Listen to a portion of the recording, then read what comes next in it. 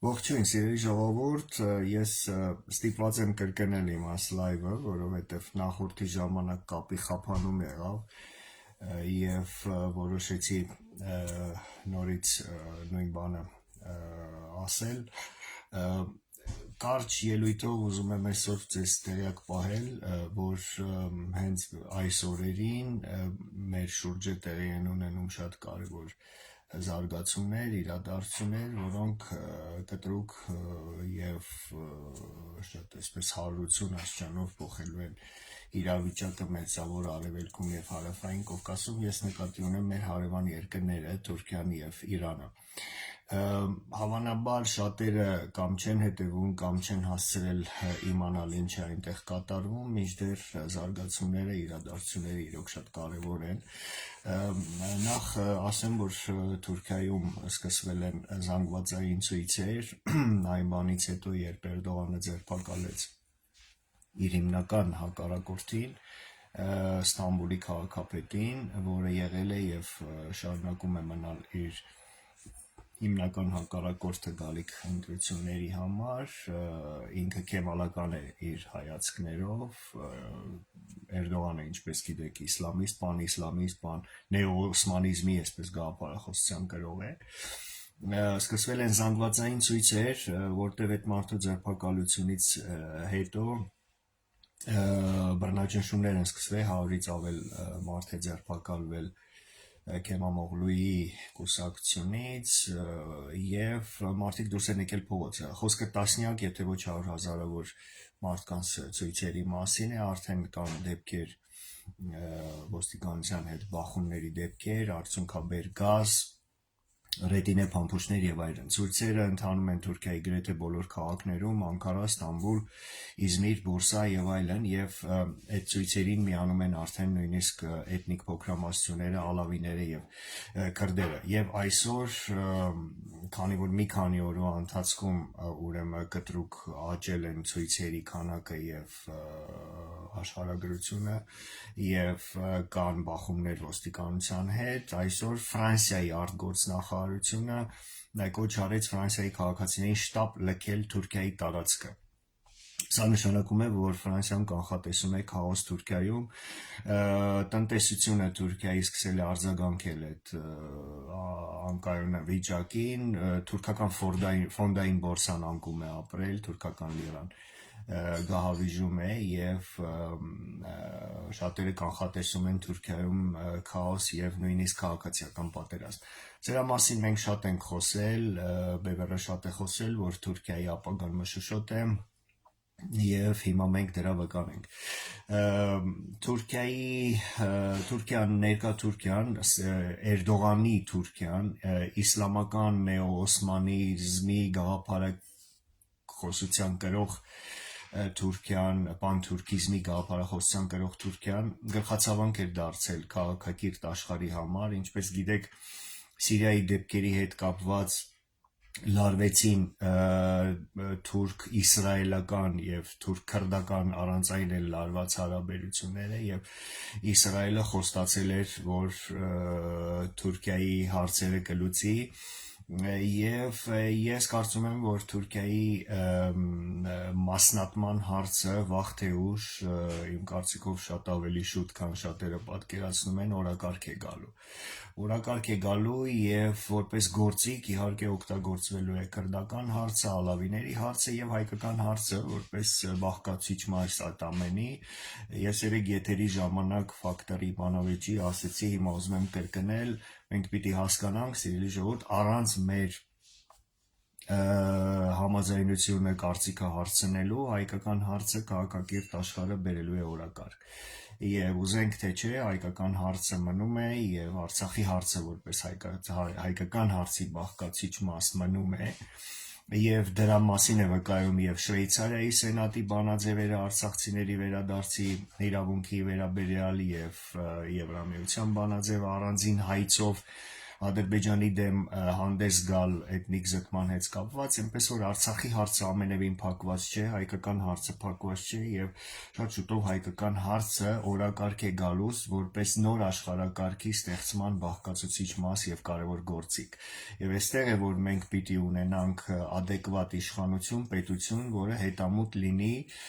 հայերի իրավունքի պաշտպանությանը ստեղծվելիք հայանպաստ, շատ բարենպաստ ռազմաքաղաքական իրավիճակում։ Եվ որքան էլ տարբեր մարդիկ փորձեն հեգնել եւ մերժել Վիլսոնյան իրավարար վճիռը, կրկնում եմ, այն մնում է արդիական է եւ շատ շուտով դառնալու է ստեղծվելիք նոր աշխարհակարգի համար կարեւոր գործիքներից մեկը։ Հաջորդ կարևոր իրադարձությունը, որ տեղի է ունենում, դա Իրանն է, մեր բարեկամ ընկեր երկիրը, հարևան երկիրը, այնտեղ, ինչպես գիտեք, ժողովուրդը Նովրուզ է տոնում, իրանական մահմեդական աշխարհի այդ նոր տարին, բայց Նովրուզը իր արմատներով նախամահմեդական է եւ հետաքրքիր է որ այս տարի պարսիկները, ես պարսիկ դիտմամբ եմ ասում, հենց նրանք հիշեցին որ նրանք պարսիկ են իրենց արմատներով, յուրովի են նշում այս տարի Նովրուզը, ուրեմն Իրանի շահի զավակը Ռեզա Փահլավին շնորհավորական կոչով դիմեց սեփական ժողովրդին եւ դրանից հետո տասնյակ հազարավոր պարսիկներ, իրանցիներ սկսեցին հավաքվել նախամահմեդական պատմամշակութային ուրեմն հուշարձանների մոտ Պերսեպոլիսում մասնավորապես եւ շատ հետաքրքիր վանկարկումներ էին անում, նրանք գոռում էին բառացի եթե թարգմանենք մենք արիացի ենք եւ չենք ենթարկվում արաբներին հիշեցնեմ, որ հենց արաբներն են մահմեդականությունը բերել Պարսկաստան եւ ստիպել պարսիկներին ընդունել այդ կրոնը։ Եվ հիմա փաստորեն պարսիկները ոչ միայն ուզում են թոթափել այաթոլլաների ռեժիմը, այլ գնում են մի քայլ առաջ եւ հրաժարվում են ընդհանրապես մահմեդականությունից, կրոնից եւ վերադառնում են իրենց արմատները, իրենց նախամահմեդական, արիական կրոնը, հավատքը, արմատները եւ այլն։ Սա արժե համակարգային հեղափոխություն է, սրա մասին մենք եւս շատ ենք խոսել, որ մեր հարևան Պարսկաստանը շատ շուտով կբարելավի իր հարաբերությունները արևմուտքի հետ եւ կվերադառնա քաղաքակիրթ աշխարհի ընտանիք։ Ես կարծում եմ շուտով մենք կտեսնենք հենց այդ փոփոխությունները Իրանում։ Եթե սրան ավելացնենք այն, որ Ռուսաստանը անխուսափելիորեն հեռանալու է մեր տարածաշրջանից, իսկ դրա մասին վկայում են Ռուսաստանում տեղի ունեցող իրադարձությունները, Ռուսաստանի մասին շատ եմ խոսել, ուզում եմ հիմա կրկնել, Ռուսաստանի տնտեսությունը կրախի առջև է կանգնած, եթե հետևեք Նաբիուլինայի վերջի ճառը երեք, որ նա ունեցել է կենտրոնական բանկի նիստի ժամանակ, նա բառացի ասեց, որ ռուսական տնտեսությունը գնում է վայրեջք է կատարում, մягкая посадка բառը օգտագործեց եւ մի հանգամանք եւս հատկանշական մի քանի օր առաջ տեղի ունեցավ Ռուսաստանի գործարարների կամ ձեռնարկատերերի արդյունաբերողների